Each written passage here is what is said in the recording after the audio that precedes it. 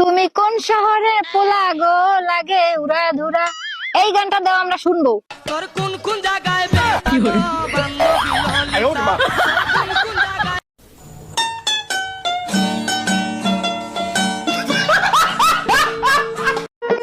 হাত না লাগাইয়া আটা দিয়ে রুটি কিভাবে বানাবো?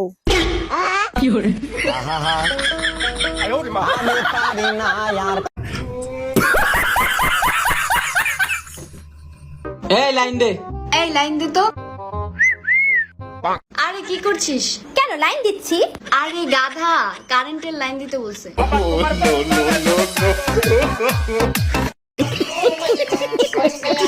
আমির ভাত খাবা? হ্যাঁ ভাত খামু, যদি আবার টিকটক করবার দেয়, আর যদি টিকটক না করবার দেয় তাহলে আমি জামাইয়ের ভাত খাবো না। চিন্তা করছেন?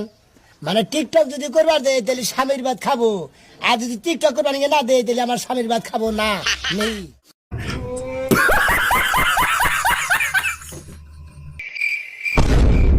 বলতো এটা কি? আমি বলবো না। বল এটা কি? আরে আমি বলবো না।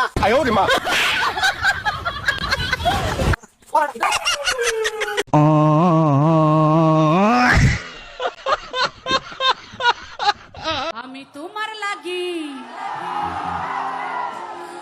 শুধু তোমার লাগি পাংখা হইয়া, আমার পাংখা হইল মন। আচ্ছা পাংখা ছেলেরা কারাই? ওই খালো, কই যাস? খাইছো সহলে? এত কি হু হু আরসকে মুখ দিয়ে কথা বাইরে না? শাপলা শাপলা, ও শাপলা ঘুমাইছাস? আমি রোজা রাখছি বুঝছাস? আমি একটা নাচতে মন চাইতাছে টিকটকের মধ্যে, নাচ মুরে পাপ হইব। তুই তো হাদিস জানোস। আই